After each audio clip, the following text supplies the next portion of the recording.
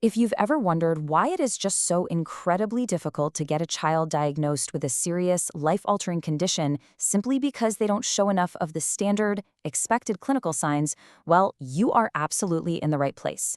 Let's dive right into this explainer. Today, we're navigating the systemic maze that children with hypermobile Ehlers-Danlos Syndrome, or hEDS, face when they're desperately seeking a diagnosis. It's a deeply complex issue, and honestly, it challenges the very foundation of how our modern healthcare system operates. To put this into perspective, just look at this quote from Professor Rodney Gramme. He's one of the world's leading experts on hypermobility syndromes, and he absolutely hits the nail on the head here. Back in 2014, he pointed out that nearly 95% of cases presenting to clinics in the US were either missed entirely or misdiagnosed. 95%. We are talking about a massive systemic blind spot in medicine. So we really have to ask ourselves, how does a child who is experiencing debilitating multisystemic failure just get dismissed as being anxious or worse, faking it? The short answer is that hEDS is largely invisible. The symptoms are transient, meaning they come and go, and they're nonspecific. Because they don't produce those clear, undeniable clinical signs that point to one obvious disease in a standard medical textbook, the pain gets dismissed. Section 1. The invisible childhood struggle. Let's look at this from the child's perspective. This firsthand account from a teenager is just so striking. It perfectly captures the terrifying internal reality of a connective tissue disorder. You know proprioception, right? It's your body's ability to sense its location and movements. Imagine trying to just navigate your school day, but feeling like the ground beneath you literally doesn't exist. Now add crushing brain fog and joints that just constantly slip out of place. It is a monumental struggle just to get through a single math class.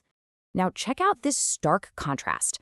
On one side, you have the undeniable physical trauma the child is actually feeling: severe joint subluxations, near fainting spells, intense gut pain.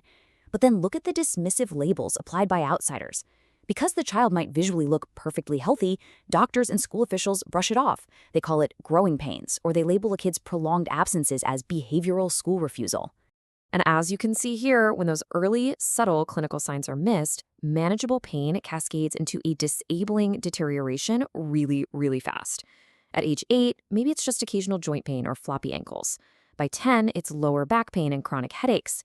But by age 11, because the root cause wasn't caught, it spirals into acute multisystemic failure. The child is exhausted, dizzy, and in pain literally everywhere. Section 2. A siloed healthcare system. This really gets to the structural root of the whole problem. Connective tissue is everywhere in your body. It's the glue holding you together. So naturally, the symptoms span multiple organ systems. If you have a single specialist looking at just one organ, they're going to miss the big picture. An orthopedist is just looking at the joints. A gastroenterologist is just looking at the stomach. The allergist sees the hives. But none of them are looking at the faulty connective tissue that's actually causing all of it. Our medical system is designed to treat one organ at a time. So the burden of connecting the dots across these isolated medical silos, that falls entirely on the exhausted patient or their stressed out parents. There's no designated hEDS specialist quarterbacking the whole thing. Parents essentially become full-time medical case managers just trying to get one silo to talk to the other. Section 3. The diagnostic criteria gap. Let's look at the actual clinical criteria doctors use. Okay, so doctors lean really heavily on the Beighton scale. It's a quick clinical screen for joint hypermobility, checking things like, can your thumb touch your forearm? Do your knees bend backward? But relying solely on this one clinical evaluation creates a massive catch-22. If a child doesn't fit perfectly into this specific 9-point box, they are out of luck. And here's why the lack of clinical signs makes diagnosis so insanely difficult. First off, hEDS is the only Ehlers-Danlos subtype without a discovered genetic marker, so you can't just run a blood test. Second, and this is huge, a child might dislocate a joint in gym class, but by the time they get to the ER for an x-ray, that hypermobile joint has slipped right back into place. It leaves zero radiographic evidence. If the doctor can't see it on the scan, they treat the pain like it's made up. Plus, the super strict 2017 diagnostic criteria actually exclude the very comorbidities like the severe gut issues and fainting that disable these kids the most. Section 4. The psychiatric red herring. This is where the journey takes a truly devastating detour. So, if it's a physical issue, why on earth are these children being sent to psychiatry? It's totally baffling, right?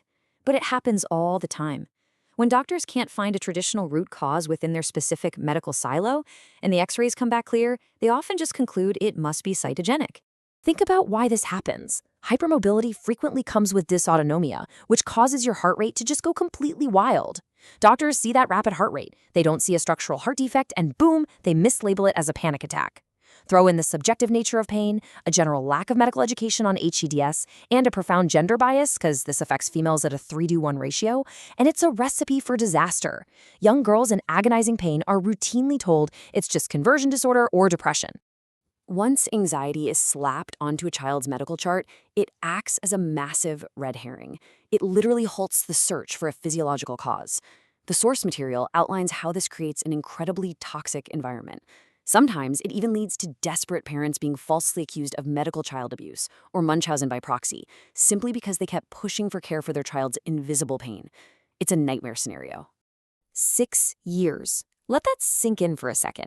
That is the staggering average delay added to a diagnosis when a patient is inappropriately detoured into psychiatry. 6 extra years of pain, of bad physical therapy that might actually damage their weak joints, and of profound emotional invalidation. Section 5, the power of early intervention. Finding a way out of this maze early changes absolutely everything. If we just introduce the Beighton screen earlier, like in routine pediatric checkups or even during a psychiatric intake evaluation, we can catch this condition before a child develops a deep-seated fear of movement or suffers permanent joint damage from doing the wrong types of stretches or sports. It is such a simple intervention. And the good news is, when hEDS is recognized and managed properly, kids don't have to be put in a bubble. We can modify their sports instead of banning them. We can implement 504 plans in schools so a kid isn't forced to lug around a 30-pound backpack that destroys their posture. We can use targeted physical therapy to build up the muscle to do the job that their lax ligaments simply can't do. I absolutely love this quote from a parent. Just imagine a child spending their entire life being told their pain is entirely in their head.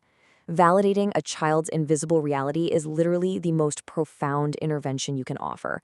It takes the blame off their mind and gives them the permission to finally understand their own body. So as we wrap up this explainer, here's what I want you to take away.